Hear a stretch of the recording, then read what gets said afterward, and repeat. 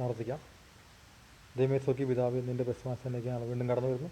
വീണ്ടും ഒരു ഓൺലൈൻ ക്ലാസ്സിലൂടെ കണ്ടെത്താനും ഇന്ന് മതപ്പെടുത്താൻ സ്തുതിപ്പാൻ അവസരങ്ങൾ ആസ്വദിക്കുന്നു. ഞങ്ങളുടെ എല്ലാ ഭാഗങ്ങളിലും ഞങ്ങൾ ഭദ്രമായി കാവച്ചിരിക്കാൻ സ്തോത്രം. ഞങ്ങൾ മാതാപിതാക്കളെ സാഹചര്യമായി ഞങ്ങൾ അധ്യാപകരെയും ഞങ്ങളെ എല്ലാ സമൂഹത്തെയും രക്ഷിക്കണം പ്രാർത്ഥിക്കുന്നു. എല്ലാ രോഗങ്ങളും നാമത്തോടെ വിടുവിക്കണം, പ്രേക്ഷകങ്ങളിൽ നിന്ന് വിടുവിക്കണമേ. ഞങ്ങൾ ഇന്നത്തെ ക്ലാസ് നിൻ്റെ പ്രചാരം നടത്തിക്കൊള്ളണമേ.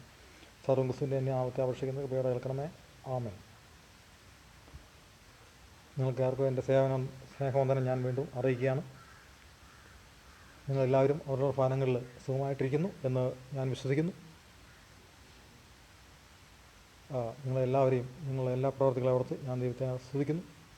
കാലം അതിൻ്റെ കാലത്തുവിലേക്ക് അതിവേഗം പാഞ്ഞുകൊണ്ടിരിക്കുന്ന ഈ സമയത്ത് ക്ഷാമഭൂമും മഹാവ്യാധികളും ലോകത്തിൻ്റെ നാനാഭാഗങ്ങളും ഉണ്ടാകുന്ന ഈ സമയത്ത് ദൈവം നമ്മളെ ഭദ്രമായി കാവൽ ചെയ്ത് സൂക്ഷിക്കുന്നു. പ്രത്യേകിച്ചും കൊറോണ രോഗത്തിൻ്റെ രീതിയിൽ നിന്ന് നമ്മളെ വിടുവിച്ച് നമ്മളെ രക്ഷിക്കുകയും ചെയ്യുന്ന ദൈവത്തിന് വീണ്ടും നന്ദി കരയറ്റുന്നു. ദൈവത്തോടും ഏറ്റവും അടുത്ത് ജീവിക്കേണ്ട ഒരു കാലഘട്ടമാണ് എന്ന് ഞാൻ വീണ്ടും നിങ്ങൾ ഉത്പാദിപ്പിക്കുകയാണ്. അതിനാൽ പ്രാർത്ഥനയോടും വേദപുസ്തക വായനയോടും സാക്ഷ്യത്തോടും കൂടി ജീവിക്കേണ്ട ഒരു കാലഘട്ടം നമ്മളുടെ ഇടയിൽ വന്നിരിക്കുകയാണ്. ദൈവം നമ്മോട് എപ്പോഴും തുണയായിരിക്കും. നമ്മൾ ദൈവത്തോട് ചേർന്ന് ജീവിക്കണം. നമ്മൾ ദൈവത്തോട് വിളിച്ചപേക്ഷിച്ച് നമ്മൾ കാര്യങ്ങളെല്ലാം പ്രാർത്ഥനയോട് അപേക്ഷിച്ച് നമ്മൾ ശാന്തരായിരിക്കണം, അല്ലെങ്കിൽ നമ്മൾ സുബോധമുള്ളവരായിരിക്കണം എന്ന് ഞാൻ പ്രത്യേകം ഉത്ബോധിപ്പിക്കുന്നു. ദൈവം നിങ്ങളെ അനുഗ്രഹിക്കട്ടെ. നമ്മൾ കഴിഞ്ഞ 14-ാമത്തെ പാഠത്തിൽ ക്രിസ്തു ശരീരമായ സഭ എന്ന ഭാവമാണ് നമ്മൾ പഠിക്കാൻ സാധിച്ചത്. ക്രിസ്തു ശരീരമായ സഭ, അതിൽ നമ്മൾ പഠിച്ചത് സഭ ഇന്നും സാമൂഹിക ജീവിതത്തിൽ സവിശേഷ സ്ഥാനം അലങ്കരിക്കുന്നു എന്ന് നമുക്ക് മനസ്സിലാക്കാൻ സാധിച്ചു. വേദോത്സവ പശ്ചാത്തലത്തിൽ സഭയെപ്പറ്റി പഠിക്കുമ്പോൾ പഴയ നിയമത്തിൽ പറഞ്ഞിരിക്കുന്ന കഹാൽ എന്ന എബ്രായ പദത്തിൽ നിന്നാണ് ചർച്ച് എന്ന വാക്കുണ്ടായിരിക്കുന്നത്. അത് യോഗം, കൂട്ടം, ദൈവത്തിൻ്റെ മുന്നിൽ ഇസ്രായേൽ ജനതയുടെ ഒത്തുചേരൽ എന്നീ അർത്ഥങ്ങളിലാണ് അവ കഹാൽ എന്ന വാക്കുകൊണ്ട് ഉദ്ദേശിക്കുന്നത്. എന്നാൽ പിൽക്കാലത്ത് അത് ദൈവത്തിൻ്റെ ജനം, തിരഞ്ഞെടുക്കപ്പെട്ട ജാതി എന്ന പേരുകളിൽ ഇത് അറിയപ്പെടുന്നു. എന്നാൽ പുതിയ നിയമത്തിലേക്ക് വരുമ്പോൾ കുറിയാക്കോൺ എന്ന യവനപദമാണ് ഇതിൽ ഉപയോഗിക്കുന്നത്. കുറിയാക്കോൺ എന്ന യവനപദം, ഇതിൻ്റെ മൂല അർത്ഥം കർത്താവിൻ്റെ വക എന്നാണ്. പൗലോസിൻ്റെ എഴുത്തുകളിൽ എക്ലീസിയ എന്ന പദം സഭയെപ്പറ്റി സൂചിപ്പിക്കുന്നു. ഇത് 112 പ്രാവശ്യം സഭ അല്ലെങ്കിൽ എക്ലീസിയ എന്ന വാക്ക് ഉപയോഗിച്ചിരിക്കുന്നതായിട്ട് നമുക്ക് മനസ്സിലാക്കാൻ സാധിക്കും. വേദശാസ്ത്ര ദർശനത്തിൽ സഭ 4ആയിട്ട് തിരിച്ച് അതിനെപ്പറ്റി പറഞ്ഞിട്ടുണ്ട്. അതിൽ ഒന്നാമത്തെ ഭാഗം മതപരമായോ അല്ലാതെയോ പ്രാർത്ഥനയ്ക്കോ മറ്റു കാര്യങ്ങൾക്കോ ഒരു പ്രത്യേക ഉദ്ദേശത്തിനായി വിളിക്കപ്പെട്ട കൂട്ടം എന്നാണ് ആദ്യത്തെ കാര്യം പറഞ്ഞിരിക്കുന്നത്. രണ്ടാമത്തെ സഭയെപ്പറ്റി പറഞ്ഞിരിക്കുന്ന കാര്യം വിശ്വാസികൾ കൂട്ടം ഭവനങ്ങളും മറ്റ് സ്ഥലങ്ങളിലും ഒത്തുചേരുന്നത് എന്നാണ് പറഞ്ഞിരിക്കുന്നത്. മൂന്നാമത്തെ ഭാഗം ക്രിസ്തുവിലൂടെ ദൈവത്താൽ വിളിക്കപ്പെട്ട സമൂഹം, അതായത് സഭയിൽ ദൈവം വസിക്കുകയും അതിനെ ഭരിക്കുകയും ദൈവഹിതം സഭയിലൂടെ നിറവേറ്റുകയും ചെയ്യുന്നു എന്ന് നമുക്ക് മനസ്സിലാക്കാൻ സാധിക്കും. നാലാമത്തെ ഭാഗം സഭയെപ്പറ്റി പറഞ്ഞിരിക്കുന്നത് ദൈവത്തിൻ്റെ യുഗാന്തി സമൂഹം, അതായത് മശിയാവുന്ന ക്രിസ്തു സകലം തന്നിൽ ഒന്നായി കൂട്ടിച്ചേർക്കേണ്ടതിന് തൻ്റെ കാലസമ്പൂർണ്ണതയിലേക്ക് വരികയും സഭയെ സ്വർഗത്തിലേക്ക് യേശു കൂട്ടിച്ചേർക്കുകയും ചെയ്യുന്നു എന്ന് നമുക്ക് മനസ്സിലാക്കാൻ സാധിച്ചു. എന്നാൽ സഭ ദൈവത്തിൻ്റെ മന്ദിരം എന്നും സഭ ദൈവത്തിൻ്റെ വാസസ്ഥലം എന്നും സഭയിലെ വിശുദ്ധി, സഭയിലെ ഐക്യത എന്നിവയെ പറ്റിയെല്ലാം നമ്മൾക്ക് കഴിഞ്ഞ ദിവസം പഠിക്കാൻ സാധിച്ചു. അവിടെ ഒരു പ്രാർത്ഥന പ്രത്യേകമായിട്ട് നമ്മൾ പറഞ്ഞിരുന്നു. അവർ എല്ലാവരും ഒന്നാകേണ്ടതിന് പിതാവേ നീ എന്നിലും ഞാൻ നിന്നിലും ആകുന്നത് പോലെ അവരും ആകേണ്ടതിനാണ് എന്ന വാക്യം നമ്മൾ ആ പാഠത്തിൽ ഓർക്കുകയുണ്ടായി. സഭയിലെ സഭ ദൈവത്തിൻ്റെ മന്ദിരമെന്നും ദൈവത്തിൻ്റെ വാസസ്ഥലമെന്നും സഭയിലെ വിശുദ്ധി, സഭയിലെ ഐക്യത എല്ലാം നമ്മൾ കാത്തു സൂക്ഷിക്കണം എന്ന് നമ്മൾ കഴിഞ്ഞ പാഠത്തിലൂടെ പഠിക്കുകയുണ്ടായി. നമ്മളിന്ന് എടുക്കുന്ന പുതിയൊരു പാഠമാണ്, പാഠം 15. അതിൻ്റെ ഹെഡിങ് ഉചിത തീരുമാനങ്ങൾ എന്നുള്ളതാണ്. ഉചിത തീരുമാനങ്ങൾ. പാഠോദ്ദേശം പറഞ്ഞിരിക്കുന്നത് ജീവിതത്തിൽ ഉചിത തീരുമാനങ്ങൾ എടുക്കേണ്ടതിൻ്റെ ആവശ്യകതയെപ്പറ്റിയാണ്. ജീവിതത്തിൽ ഉചിത തീരുമാനങ്ങൾ എടുക്കേണ്ടത് എൻ്റെ ആവശ്യകത എത്രമാത്രം ഉണ്ട് എന്ന് മനസ്സിലാക്കുന്നതിന് വേണ്ടിയാണ് ഈ പാഠത്തിൻ്റെ ഉദ്ദേശം. വേദഭാഗമായിട്ട് തന്നിരിക്കുന്ന വേദഭാഗം ദാനിയേൽ പ്രവചനം 3-ാം അധ്യായം 16-26. പിന്നീട് തന്നിരിക്കുന്ന അപ്പോസ്തല പ്രവൃത്തികൾ 1-ാം അധ്യായം 23 മുതൽ 26 വരെയുള്ള വാക്യങ്ങൾ. 9-ാം അധ്യായം 1 മുതൽ 18 വരെയുള്ള വാക്യങ്ങളാണ് വേദഭാഗമായിട്ട് നമുക്ക് പഠിക്കാനായിട്ട് തന്നിരിക്കുന്ന ഭാഗങ്ങൾ. ആമുഖമായിട്ട് ചില കാര്യങ്ങൾ പറയട്ടെ. 19-ാം നൂറ്റാണ്ടിൽ ജീവിച്ചിരുന്ന ഫ്രാൻസിസ് ചക്രവർത്തിയായിരുന്ന നെപ്പോളിയൻ ബോണാപ്പാർട്ട് ഒരിക്കൽ ഇങ്ങനെ പ്രസ്താവിക്കുകയുണ്ടായി: തീരുമാനങ്ങൾ എടുക്കുന്നതിനേക്കാൾ ബുദ്ധിമുട്ട് നിറഞ്ഞ് മറ്റൊന്നുമില്ലാത്തതുകൊണ്ട് തീരുമാനശേഷി ഉണ്ടായിരിക്കുന്നതിനേക്കാൾ വിലപ്പെട്ട വേറൊന്നുമില്ല എന്ന് പറഞ്ഞിരിക്കുന്നു. അതായത് തീരുമാനങ്ങൾ എടുക്കുന്നതാണ് ഏറ്റവും ബുദ്ധിമുട്ടുള്ള കാര്യം എന്നും നല്ല തീരുമാനങ്ങൾ കൈക്കൊള്ളുന്ന ആൾക്കാർക്ക് ഏറ്റവും നല്ല വിശേഷപ്പെട്ട ഒരു നന്മ ഉണ്ട് എന്ന് അദ്ദേഹം പറയുകയുണ്ടായി. തീരുമാനങ്ങൾ എളുപ്പമായാലും ബുദ്ധിമുട്ടായാലും തീരുമാനങ്ങൾ എടുക്കുന്നത് ഒഴിവാക്കാനാകുകയില്ല. നമ്മുടെ ജീവിതത്തിൽ ദിവസവും നമുക്ക് തീരുമാനങ്ങൾ പലതും എടുക്കേണ്ടതുണ്ട്. രാവിലെ എഴുന്നേറ്റ് കഴിഞ്ഞാൽ ഇന്ന് ഏത് വസ്ത്രം ധരിക്കണം, ഏത് ഭക്ഷണം കഴിക്കണം, മറ്റെന്തൊക്കെ കാര്യങ്ങൾ ചെയ്യണം, എവിടേക്ക് പോകണം എന്നിങ്ങനെയുള്ള പല തീരുമാനങ്ങളും നമുക്ക് ജീവിതത്തിൽ കൈക്കൊള്ളേണ്ടതുണ്ട്. മിക്കപ്പോഴും അത്തരം കാര്യങ്ങളെക്കുറിച്ചൊന്നും നാം രണ്ടു വട്ടം ആലോചിക്കാറില്ല. അവ ശരിയായിരുന്നോ തെറ്റായിരുന്നോ എന്ന ചിന്ത നമ്മളെ അലസരപ്പെടുത്താറുമില്ല. അതേസമയം ചില പ്രത്യേക തീരുമാനങ്ങൾ ദൂരവ്യാപകമായ ഫലങ്ങൾ ഉണ്ട് എന്ന് നമ്മൾ മനസ്സിലാക്കണം. അതായത് വിദ്യാഭ്യാസം, ഉപരിപഠനം, വിവാഹം, ഗൃഹനിർമ്മാണം, വലിയ തുക കണ്ടെത്തി ചെയ്യേണ്ട പല കാര്യങ്ങളുണ്ട്. ഇവയെല്ലാം നമ്മൾ വിവേകപൂർവമായിട്ട് ചിന്തിച്ച് എടുക്കേണ്ട തീരുമാനങ്ങളാണ്. കാരണം ഇതിൻ്റെ ഫലമെന്ന് പറഞ്ഞ് ദൂരവ്യാപകമായിട്ടുള്ള പിന്നീട് ഫലങ്ങൾ കണ്ടെത്തേണ്ട സാഹചര്യങ്ങളിലൂടെ വരുന്ന സാഹചര്യങ്ങളാണ്. ഇത്തരം പ്രാധാന്യമേറിയ സംഗതികൾ ജ്ഞാനപൂർവമായ അല്ലെങ്കിൽ വിവേകപൂർവമായ തീരുമാനങ്ങൾ നമ്മൾ കൈക്കൊള്ളേണ്ടതാണ് എന്നും നമുക്ക് മനസ്സിലാക്കേണ്ടിയിരിക്കുന്നു. ചില ആളുകൾ ചില പ്രത്യേക തീരുമാനങ്ങൾ എടുക്കുമ്പോൾ തങ്ങൾക്ക് തന്നെ എടുക്കാൻ പ്രാപ്തിയുണ്ടെന്ന് മനസ്സിലാക്കിക്കൊണ്ട് മറ്റുള്ളവരുടെ സഹായം തിരസ്കരിക്കുകയും അല്ലെങ്കിൽ അവരുടെ വാക്കുകളെ അവർ അഗണ്യമായി ചിന്തിക്കുകയും ചെയ്യാറുണ്ട്. എന്തായാലും ഒരുമിച്ചായാലും ഒറ്റയ്ക്കായാലും എങ്ങനെ ഉചിത തീരുമാനങ്ങൾ കൈക്കൊള്ളണമെന്ന് ഇന്നത്തെ പാഠത്തിലൂടെ നമുക്ക് കണ്ടെത്താം അല്ലെങ്കിൽ ശ്രദ്ധിക്കാം. BC 605 കാലഘട്ടത്തിൽ കാർക്കമെഷ് എന്ന ഒരു യുദ്ധത്തിൽ കൂടെ ബാബിലോണിനോട് യുദ്ധത്തിൽ വന്ന ഈജിപ്തിനെ നെബൂഖദ്നേസർ രാജാവ് തോൽപ്പിച്ചതായി ചരിത്രം രേഖപ്പെടുത്തുന്നു. അതായത് BC 605 കാർക്കമെഷ് എന്ന യുദ്ധത്തിൽ ബാബിലോൺ ഭരിക്കുന്ന നെബൂഖദ്നേസർ രാജാവ് ഈജിപ്തിനെ തോൽപ്പിച്ചതായിട്ട് നമുക്ക് ചരിത്രത്തിൽ രേഖപ്പെടുത്തുന്നു. അന്ന് അദ്ദേഹം രാജസ്ഥാനം ഏറ്റിരുന്നില്ല. തൻ്റെ പിതാവായ നെബോ പൗലോസിൻ്റെ മരണശേഷം BC 605 ഉത്തരാർദ്ധത്തിൽ നെബൂഖദ്നേസർ രാജസ്ഥാനം ഏറ്റെടുത്തു. ഇതിനുള്ളിൽ അദ്ദേഹം വേറെ കാര്യം ചെയ്തു. നെബൂഖദ്നേസർ രാജാവ് യെരുശലേമിനെ ആക്രമിച്ച് പലരെയും അടിമകളായി ബാബിലോണിലേക്ക് പിടിച്ചുകൊണ്ടുപോകാൻ കാരണമായി തീർന്നു. അതായത് ബാബിലോൺ ഭരിക്കുന്ന നെബൂഖദ്നേസർ രാജാവ് യെരുശലേമിനെ ആക്രമിച്ച് പലരെയും അടിമകളായിട്ട് ബാബിലോണിലേക്ക് പിടിച്ചുകൊണ്ടുപോകാൻ കാരണമായി തീർന്നു. ഇത്തരത്തിൽ പിടിച്ചുകൊണ്ടുപോയ ചെറുപ്പക്കാരായ 4 പേരാണ് ദാനിയേൽ, ഹനന്യാവ്, മിശായേൽ, അസര്യാവ് എന്നിവർ. അതായത് അടിമകളായിട്ട് പിടിച്ചുകൊണ്ടുപോയ ചെറുപ്പക്കാരിൽ 4 പ്രധാനപ്പെട്ട ആൾക്കാരാണ് ദാനിയേൽ, ഹനന്യാവ്, മിശായേൽ, അസര്യാവ് എന്നിവർ. ഇവരെ അടിമകളായി പിടിച്ചുകൊണ്ട് പോയതിൻ്റെ ലക്ഷ്യം ഇവരെ കൊല്ലുകയോ സ്ഥിരമായിട്ട് അടിമകളായിട്ട് നിർത്തുകയോ അല്ലായിരുന്നു അദ്ദേഹത്തിൻ്റെ ലക്ഷ്യം. പ്രസ്തുത നെബൂഖദ്നേസർ രാജാവിൻ്റെ ഭരണത്തിൽ രാജാവിനെ സഹായിക്കാൻ അവർക്ക് നല്ല പരിശീലനം നൽകി. അതായത് നിയമത്തെപ്പറ്റിയും ആയുധ കലകളെപ്പറ്റിയും എല്ലാം ഈ 4 പേർക്കും നെബൂഖദ്നേസർ രാജാവ് നല്ല പരിശീലനം നൽകുകയും ഉണ്ടായി. കാരണം ഇവരെപ്പറ്റി ഒരു നല്ല കുറേ കാര്യങ്ങൾ പറഞ്ഞിട്ടുണ്ട്. അതെന്താണെന്ന് നമുക്ക് നോക്കാം. സകല ജ്ഞാനത്തിലും നിപുണരും അറിവിൽ സമർത്ഥരും രാജധാനിയിൽ പരിചരിപ്പാൻ യോഗ്യന്മാരും ആയിരുന്നു ഇവർ എന്ന് മനസ്സിലാക്കാൻ സാധിക്കും. അതായത് ദാനിയേൽ, ഹനന്യാവ്, മിശായേൽ, അസര്യാവ് എന്നവർ സകല ജ്ഞാനത്തിലും നിപുണരും അറിവിൽ സമർത്ഥരും രാജധാനിയിൽ പരിചരിപ്പാൻ യോഗ്യന്മാരും ആയിരുന്നു എന്ന് ദാനിയേൽ പ്രവചനം 1:4 പറഞ്ഞിരിക്കുന്നു.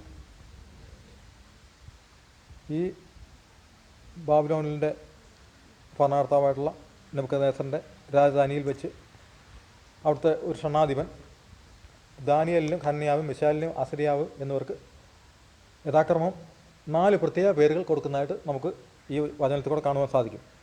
അതായത് ഈ 4 പേർക്കും പ്രത്യേകമായിട്ട് പുതിയ 4 പേരുകൾ ഷണ്ണാധിപൻ കൊടുത്തു. അതിൽ ദാനിയേലിന് ബെൽത്തസർ എന്നും ഹനന്യാവിന് ശത്രുക്കെന്നും മിശായേലിന് മേശക്കെന്നും അസര്യാവിന് അബദ്നഗോ എന്ന പേരും നൽകി. അങ്ങനെ 4 പേർക്കും പുതിയ പേരുകൾ ആ ബാബേൽ സംസ്ഥാനത്തിൽ ലഭിക്കുകയുണ്ടായി. എന്നാൽ ദാനിയേൽ തുടർന്നും ദാനിയേൽ എന്ന പേരിലാണ് അറിയപ്പെട്ടിരുന്നത്. ദാനിയേൽ എന്ന പേരിൻ്റെ അർത്ഥം യഹോവ എൻ്റെ ന്യായാധിപതി എന്നതാണ്. യഹോവ എൻ്റെ ന്യായാധിപതി എന്നാണ് ദാനിയേലിൻ്റെ എന്ന വാക്കിൻ്റെ അർത്ഥം. രാജാവിന് പ്രത്യേകമായിട്ട് ദാനിയേലിനോട് ഒരു പ്രതിപത്തി ഉണ്ടായിരുന്നു. അദ്ദേഹം ചെയ്തിരുന്ന ആ രാജ്യത്ത് ചെയ്തിരുന്ന പ്രത്യേക ഒരു കാര്യം, രാജകൊട്ടാരത്തിൽ താമസിച്ചുകൊണ്ട് തന്നെ രാജാവ് ഇടയ്ക്ക് സ്വപ്നങ്ങൾ കാണുമ്പോൾ അത് മറന്നുപോകും. എന്നാൽ ആ സ്വപ്നം തോർത്ത് പറയുകയും സ്വപ്നത്തിൻ്റെ വ്യാഖ്യാനം ദാനിയേൽ ദൈവത്തിൽ കൂടെ പറയുകയും ചെയ്തിരുന്നു. അങ്ങനെ ഒരു വലിയൊരു ജ്ഞാനം ദാനിയേൽ ഉണ്ടായിരുന്നു നമുക്ക് മനസ്സിലാക്കാൻ സാധിക്കും. നെബൂഖദ്നേസർ രാജാവ് തൻ്റെ വാഴ്ചയുടെ 19 വത്സരത്തിൽ ഒരു വലിയ കാര്യത്തിൽ ഏർപ്പെട്ടു. അദ്ദേഹം ഒരു വലിയ വിഗ്രഹം നിർമ്മിക്കാൻ ഇടയുണ്ടായി. അതായത് 60 മുഴം, അതായത് 90 അടി ഉയരവും 6 മുഴം, അതായത് 9 അടി ചുറ്റളവുമുള്ള ഒരു സ്വർണ്ണ വിഗ്രഹം നെബൂഖദ്നേസർ രാജാവ് ഈ ബാബിലോൺ സംസ്ഥാനത്ത് നിർമ്മിച്ചുണ്ടാക്കി. അതിൻ്റെ ഉദ്ദേശം എന്തായിരുന്നു ചോദിച്ചു കഴിഞ്ഞാൽ, ഈ രാജാവ് ഉണ്ടാക്കിയ ഈ വിഗ്രഹത്തെ, ബാബിലോൺ ജനതയാകെ വിഗ്രഹത്തെ നമസ്കരിക്കണം. അതിനുവേണ്ടി അദ്ദേഹം കൽപ്പന പുറപ്പെടുവിച്ചു.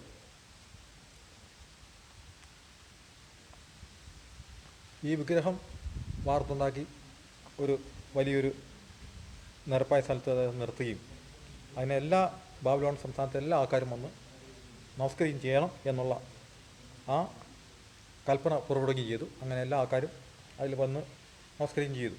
എന്നാൽ കൊട്ടാരത്തിൽ വസിച്ച് തന്നോടുകൂടെ ഭരണം നടത്തുന്ന ശത്രുഘ്, മേശക്, അബേദ്നെഗോ എന്ന 3 യഹൂദ ചെറുപ്പക്കാർ ഇത് അനുസരിച്ചില്ല. വീണ്ടും ഒരവസരം കൂടെ അവർക്ക് നൽകി. എന്നാൽ തങ്ങളുടെ തീരുമാനത്തിൽ നിന്നും അവർ വ്യതിചലിക്കുവാൻ അല്ലെങ്കിൽ ഈ വിഗ്രഹത്തെ വണങ്ങുവാൻ അവർ ഒട്ടും സമ്മതിച്ചില്ല. അവർക്ക് കൊടുക്കുന്നതായിട്ടുള്ള വലിയ ശിക്ഷയായിട്ടുള്ള എരിയുന്ന തീച്ചുളയിൽ എറിയാൻ വിധിക്കപ്പെട്ട അവർക്ക് അവിടെ ദൂതൻ്റെ കാവൽ ഉണ്ടാകുകയും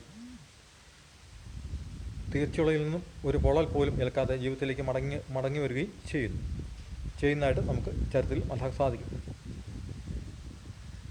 ഇവിടെ അടുത്തായിട്ട് പറയുന്ന ഭാഗം കൂട്ടായ തീരുമാനം ഉചിത തീരുമാനങ്ങൾക്ക് നയിക്കുന്നു എന്നുള്ളതാണ്. കൂട്ടായ തീരുമാനം ഉചിത തീരുമാനങ്ങളിലേക്ക് നയിക്കുന്നു. അതെന്താണ് നമുക്ക് നോക്കാം. എന്തൊക്കെ അഭിമുഖീകരിക്കേണ്ടി വന്നാലും രാജാവ് നിർത്തിയ സ്വർണ്ണ ബിംബത്തെ നമസ്കരിക്കേണ്ട എന്ന തീരുമാനം എടുത്തത് ശത്രുഘ്, മേശക്, അബേദ്നെഗോ എന്നിവർ ഒരുമിച്ചാണ്. ഇതൊരാളുടെ തീരുമാനമല്ല. 3 പേരും ഒരുമിച്ച്, ആ 3 പേരും കൂടെ ഒരുമിച്ചെടുത്ത ഒരു തീരുമാനമാണ്. എന്ത് മരിക്കേണ്ടി വന്നാലും നെബൂഖദ്നേസർ നിർത്തിയ ഈ സ്വർണ്ണ വിഗ്രഹത്തെ ഒരിക്കലും നമസ്കരിക്കില്ല എന്നുള്ള തീരുമാനം അവർ ഒരുമിച്ചെടുത്താണ്. ഒന്നിലധികം വ്യക്തികളുള്ളപ്പോൾ ഒരു സുപ്രധാന തീരുമാനത്തിൽ എത്താൻ വളരെ ബുദ്ധിമുട്ടാണെന്ന് നമുക്കറിയാം. കാരണം തീരുമാനത്തിലേക്ക് എത്തുന്നതിന് മുമ്പ് വിവിധങ്ങളായ അഭിപ്രായങ്ങൾ ഉണ്ടാകാം. എല്ലാ അഭിപ്രായങ്ങളെയും അംഗീകരിച്ചുകൊണ്ടും എല്ലാ അഭിപ്രായങ്ങളുടെയും മഹത്വം ഉൾപ്പെടുത്തിക്കൊണ്ടും ഒരു തീരുമാനത്തിലേക്ക് എത്തുന്നതാണ് ഏറ്റവും അഭികാമ്യം. ജീവിതത്തിൽ വളരെ പ്രധാനപ്പെട്ട തീരുമാനം എടുക്കാൻ നാം വീട്ടിലുള്ള എല്ലാവരുമായി ആലോചിച്ച് ആ വിഷയത്തെക്കുറിച്ച് ചർച്ച ചെയ്യാറുണ്ട്. അവിടെ ദേഷ്യം, വിഷമം, ആശങ്ക എന്നിവയ്ക്കൊന്നും അർത്ഥമില്ലെന്ന് നമുക്ക് മനസ്സിലാക്കാം. എൻ്റെ അഭിപ്രായം തന്നെ നടക്കണം അല്ലെങ്കിൽ ഒരാളുടെ അഭിപ്രായം തന്നെ നടക്കണം എന്ന് വാശി കാണിക്കാൻ അവിടെ സാധ്യമല്ല. എല്ലാവരും ചേർന്ന് യുദ്ധമായ തീരുമാനം എടുക്കുകയും പിന്നീട് ആ തീരുമാനത്തിൻ്റെ പേരിൽ പരസ്പരം കുറ്റപ്പെടുത്താതിരിക്കുകയും ശ്രദ്ധിക്കണം. അപ്പം കൂട്ടായ തീരുമാനം ഉചിത തീരുമാനങ്ങളിൽ നല്ല തീരുമാനങ്ങളിൽ നയിക്കപ്പെടുന്നതായിട്ട് നമുക്ക് ഈ ശത്രുഘ്, മേശക്, അബേദ്നെഗോയുടെ തീരുമാനത്തിൽ കൂടെ ആ ഒരു തീരുമാനമെടുത്ത ആ സംഭവത്തിൽ കൂടെ നമുക്ക് മനസ്സിലാക്കാൻ സാധിക്കും. ഇനി ആലോചന ശേഷിയുള്ള തീരുമാനം ഉചിത തീരുമാനങ്ങൾക്ക് നയിക്കുന്നു. ആലോചന ശേഷിയുള്ള തീരുമാനം ഉചിത തീരുമാനങ്ങളിലേക്ക് നയിക്കുന്നത് എങ്ങനെയാണെന്ന് നമുക്ക് നോക്കാം. യഹൂദ ബാലന്മാരായ ശത്രുഘ്, മേശക്, അബേദ്നെഗോ എന്നിവർ വളരെ പെട്ടെന്ന് എടുത്ത തീരുമാനമല്ലായിരുന്നു ഇത്. ഇവർ ബാബേൽ സംസ്ഥാനത്തിലെ കാര്യാദികൾക്ക് മേൽവിചാരന്മാരായ ബാലന്മാരായിരുന്നു. അതായത് ബാബേൽ സംസ്ഥാനത്തിൻ്റെ പല ഭാഗങ്ങളും ഭരിക്കപ്പെടുന്ന അല്ലെങ്കിൽ അവിടുത്തെ കാര്യങ്ങൾ നോക്കുന്ന ബാലന്മാരായിരുന്നു ഇവർ നമുക്ക് മനസ്സിലാക്കാൻ സാധിക്കും.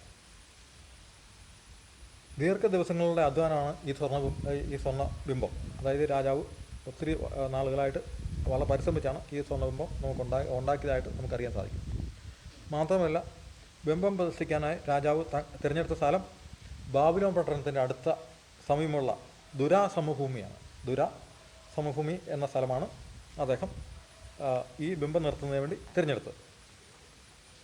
അതിൻ്റെ ഉദ്ദേശം രാജധാനിയിൽ ഉയരമുള്ള സൗധങ്ങൾ എല്ലാവർക്കും കാണത്തക്കവണ്ണം, അതുപോലെ തന്നെ ലക്ഷക്കണക്കിന് ആൾക്കാർ ഒരുമിച്ച് നിന്ന് വിഗ്രഹത്തെ നമസ്കരിക്കത്തക്കവണ്ണം പറ്റിയ ഒരു സ്ഥലമാണ് ഈ ബാബിലോൺ സംസ്ഥാനത്തിൻ്റെ അല്ല പട്ടണത്തിൻ്റെ സമീപത്തുള്ള ദുരാസമഭൂമി. അതുകൊണ്ടാണ് അദ്ദേഹം അത് തിരഞ്ഞെടുത്തത്. ബിംബത്തെ പ്രതിഷ്ഠിക്കാനായി രാജ്യത്തിലെ പ്രധാനപ്പെട്ട ഉദ്യോഗസ്ഥരും മന്ത്രിമാരും പട്ടാള മേധാവികളും നയതന്ത്ര പ്രതികളും ലക്ഷക്കണക്കിന് ജനങ്ങളും അവിടെ കൂടിയിരുന്നു. ദാനിയേലിൻ്റെ പുസ്തകത്തിൽ 3-ാം അധ്യായം 2-ാം വാക്യത്തിൽ ഇത് പറഞ്ഞിരിക്കുന്നു. അതുകൊണ്ട് ബിംബ പ്രതിഷ്ഠാ ദിവസം വിശ്വാസപരമായ ഒരു തീരുമാനം എടുക്കണമെന്നതിനെക്കുറിച്ച് ഒട്ടാരെ ഉദ്യോഗസ്ഥരായി ഇവർ ഗൗരവമായി ആലോചിച്ചു. അതായത് ശത്രുഘ്ന, മേശക്, അബേദ്നെഗോ ശരിയായിട്ടുള്ള തീരുമാനത്തിൽ എത്തിച്ചേരേണ്ട ഒരു സാഹചര്യം അവർക്ക് വന്നു ചേർന്നു. കാരണം അവർ രാജകൊട്ടാരത്തിൽ താമസിക്കുകയാണല്ലോ. അപ്പം എന്ത് ചെയ്യണം, അതായത് ഈ ബിംബത്തെ നമസ്കരിക്കണം വേണ്ടയോ എന്നുള്ളൊരു നിശ്ചിത തീരുമാനം അവർ കൈക്കൊള്ളേണ്ട സമയം കടന്നു വന്നിരിക്കുകയാണ്. രാജകൽപ്പനയെ ധിക്കരിക്കേണ്ടി വരികയും രാജകൽപ്പനയ്ക്ക് വിരോധമായി പ്രവർത്തിക്കുമ്പോൾ നേരിടേണ്ടി വരുന്ന ഭവിഷ്യത്തുകൾ അവർക്ക് നന്നായിട്ടറിയാം. ബാബിലോൺ സാമ്രാജ്യത്തിലെ കഠിന ശിക്ഷയായിരുന്നു തീയിൽ എറിയുക, തീയിൽ കൂടെ നടത്തുക, ശിക്ഷാവിധിയിൽ കൂടെ ജീവൻ നഷ്ടപ്പെടും എന്ന് ആ ചെറുപ്പക്കാർക്ക് അറിയാൻ സാധിച്ചു. ഇത്തരം കാര്യങ്ങളും ബാലന്മാർ ചിന്താവിധേയമാക്കി. കാരണം രാജാവിനോട് ജീവിക്കുകയും രാജാവിൻ്റെ ഭരണകാര്യത്തിൽ സഹായിക്കുകയും ബാബിലോൺ സംസ്ഥാനത്തെ ഭാഗങ്ങൾ കാര്യങ്ങൾ നോക്കുകയും ചെയ്യുന്ന ഈ 3 ചെറുപ്പക്കാരും അവർക്ക് വന്നിരിക്കുന്ന ഈ പരീക്ഷണത്തിൽ അവർ ധൈര്യത്തോടെ ഒരുമിച്ച് നിൽക്കാൻ തീരുമാനമെടുത്തു. എന്നാൽ വിശ്വാസത്യാഗം, മരണം ഇവയിലേതെങ്കിലും ഒന്ന് തിരഞ്ഞെടുക്കേണ്ടതായി വന്നപ്പോൾ യഹൂദ ബാലന്മാർ സ്വന്തം ദൈവത്തെ ത്യജിക്കുന്നതിന് പകരം സ്വന്തം ജീവിതത്തെ ഹോമിക്കുവാൻ തന്നെ തീരുമാനിച്ചു. അതായത് ഒന്നെങ്കിൽ ദൈവത്തെ തള്ളിപ്പറഞ്ഞുകൊണ്ട് വിഗ്രഹത്തെ ആരാധിക്കുക, അല്ലെങ്കിൽ മരണം വരിക്കുക. ഈ ഏതെങ്കിലും 2 തീരുമാനങ്ങളിലും അവർക്ക് എത്തിച്ചേരേണ്ടതായി വന്നിരുന്നു. ഈ തീരുമാനം ജീവനുള്ള ദൈവത്തിലുള്ള അവരുടെ വിശ്വാസ പ്രഖ്യാപനമായിരുന്നു എന്ന് നമുക്ക് മനസ്സിലാക്കാൻ സാധിക്കും. ഇനി അടുത്തത് ദൈവിക ബന്ധത്താലുള്ള തീരുമാനം ഉചിത തീരുമാനങ്ങളിലേക്ക് നയിക്കുന്നുള്ളതാണ്. ദൈവിക ബന്ധത്താലുള്ള തീരുമാനം നല്ല തീരുമാനങ്ങളിലേക്ക് നയിക്കുന്നു. അതെന്താണെന്ന് നമുക്ക് നോക്കാം. നമ്മളുടെ ചെറുതും വലുതുമായ തീരുമാനങ്ങളിൽ ദൈവത്തിന് നമ്മൾ പ്രഥമ സ്ഥാനം നൽകാറുണ്ടോ എന്ന് നമ്മളൊന്ന് ചിന്തിക്കേണ്ടിയിരിക്കുന്നു. നമ്മൾ ദിവസവും ഓരോ തീരുമാനങ്ങൾ എടുക്കുന്നു, അതിന് ദൈവത്തിന് പ്രഥമ സ്ഥാനം നമ്മൾ നൽകാറുണ്ടോ നമ്മൾ ചിന്തിക്കേണ്ടിയിരിക്കുന്നു. തീരുമാനത്തിൻ്റെ അനന്തരഫലം മരണമാണെന്ന് അറിഞ്ഞിട്ടും തങ്ങളുടെ തീരുമാനത്തിൽ നിന്നും വ്യതിരിക്കാതെ ആ തീരുമാനത്തിൽ ഉറച്ചു നിന്ന് തങ്ങളുടെ വിശ്വാസത്തെയും ജീവനുള്ള ദൈവത്തെ പ്രവേശിക്കുവാൻ യഹൂദ ബാലന്മാർ കഴിഞ്ഞത് തങ്ങളുടെ തീരുമാനം ദൈവിക ബന്ധത്തിലുള്ളതായിരുന്നു എന്നതിലാണ്. അതായത് തങ്ങൾ ഒരു തീരുമാനമെടുക്കുമ്പോൾ അതിൻ്റെ ഫലം മരണമാണെന്ന് അറിഞ്ഞിട്ടും തങ്ങളുടെ തീരുമാനത്തിൽ ഉറച്ചു നിൽക്കാൻ തന്നെ ആ യഹൂദ ബാലന്മാരായിട്ടുള്ള ശത്രുഘ്ന, മേശക്, അബേദ്നെഗോ എന്നിവർ തീരുമാനിച്ചു. അതിൻ്റെ ആ തീരുമാനം അങ്ങനെ ഉറച്ചു എടുക്കുവാനായിട്ട് അവർക്ക് സാധിച്ചത് ദൈവിക ബന്ധത്തിലുള്ള ഒരു തീരുമാനം ആയിരുന്നു എന്നുള്ളത് കൊണ്ടാണ് അവർക്ക് അങ്ങനെ തീരുമാനമെടുക്കാൻ സാധിച്ചത്. അവർ പറയുന്നത്, ഞങ്ങൾ സേവിക്കുന്ന ദൈവത്തിന് ഞങ്ങൾ ഇടിപ്പാൻ കഴിയുമെങ്കിൽ അവൻ ഞങ്ങളെ എരിയുന്ന തീച്ചകളിൽ നിന്നും രാജാവിൻ്റെ കയ്യിൽ നിന്നും ഞങ്ങളെ രക്ഷിക്കാൻ സാധിക്കും, അല്ലെങ്കിൽ വിടിപ്പിക്കാൻ സാധിക്കും എന്ന് അവർ വിശ്വസിച്ചു. അവർക്ക് മരിക്കേണ്ടി വന്നാലും ഞങ്ങൾ രാജാവിൻ്റെ ദേവന്മാരെ സേവിക്കുകയില്ല, അല്ലെങ്കിൽ ഈ ബിംബത്തെ കുമ്പിടുകയില്ല എന്ന് അവർ ഉറപ്പിച്ച് പറയുകയും ചെയ്തു. അത് ദാനിയേലിൻ്റെ പ്രവചനത്തിൽ 3-ാം അധ്യായം 17-18 വാചകങ്ങളിൽ ഈ പറഞ്ഞിട്ടുണ്ട്.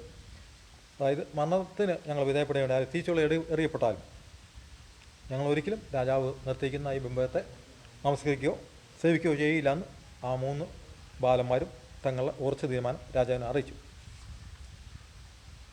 ഇത്തരത്തിൽ ധൈര്യത്തോടെ രാജസേനയിൽ തങ്ങളുടെ തീരുമാനം അറിയിക്കാൻ അവരെ പ്രാപ്തിപ്പെടുത്തിയത് അവരുടെ തീരുമാനം ദൈവബന്ധത്തിലായിരുന്നു എന്നുള്ളത് കൊണ്ടാണ്. ഏത് പ്രതിസന്ധിയിലും നമ്മുടെ തീരുമാനങ്ങളിൽ നിലനിൽക്കാൻ കഴിയുന്നതും തീരുമാനങ്ങൾ ശരിയായി പാലിക്കാൻ നമ്മെ പ്രാപ്തിപ്പെടുത്തുന്നതും തീരുമാനങ്ങൾ ദൈവമായുള്ള ബന്ധത്തിൽ ഉള്ളതാകുമ്പോഴാണ്. അതായത് ദൈവമായുള്ള ബന്ധത്തിൽ നമ്മൾ തീരുമാനങ്ങൾ എടുക്കുമ്പോൾ ഏത് പ്രതിസന്ധിയിലും നമ്മുടെ തീരുമാനങ്ങൾ ഉറച്ചു നിൽക്കാൻ നമുക്ക് സാധിക്കും, അത് ശരിയായി പാലിക്കുവാൻ സാധിക്കും എന്ന് നമുക്ക് മനസ്സിലാക്കേണ്ടിയിരിക്കുന്നു. പ്രാർത്ഥനയിലൂടെയും ധ്യാനത്തിലൂടെയും ദൈവം തരുന്ന ആലോചനകൾക്കായി കാത്തിരിക്കാൻ നമുക്ക് കഴിയണം. അതായത് ഒരു തീരുമാനം എടുക്കുന്നതിന് മുമ്പായിട്ട് നമുക്കതിൽ ആ കാര്യത്തോർത്ത് പ്രാർത്ഥിക്കണം, ആ കാര്യത്തെ ധ്യാനിക്കണം. ഇതിൽ കൂടെ നല്ല ആലോചന ദൈവം നമുക്ക് നൽകുന്നതായിട്ട് നമുക്ക് നല്ല സാധിക്കും. അല്ലെങ്കിൽ ഒരു നല്ല തീരുമാനങ്ങൾക്ക് വിലയുമില്ലാത്ത, എടുത്ത തീരുമാനങ്ങൾ പാലിക്കപ്പെടാൻ പറ്റാത്ത വ്യക്തിയായി നമ്മൾ മാറും എന്ന് നമ്മൾ ഇതിൽ കൂടെ അറിയേണ്ടിയിരിക്കുന്നു. ജീവിതത്തിൽ വിജയിച്ചവർക്കെല്ലാം ഉണ്ടാകുന്ന അടിസ്ഥാനപരമായ കഴിവ് തീരുമാനങ്ങൾ എങ്ങനെ നന്നായി എടുക്കാൻ കഴിഞ്ഞു എന്നുള്ളതാണ്. അതായത് ജീവിതത്തിൽ വിജയിച്ചവർക്കെല്ലാം അവരെപ്പറ്റി ശ്രദ്ധിച്ചു കഴിഞ്ഞാൽ അവർക്ക് ഒരു അടിസ്ഥാനമായ ഒരു കഴിവുണ്ട്.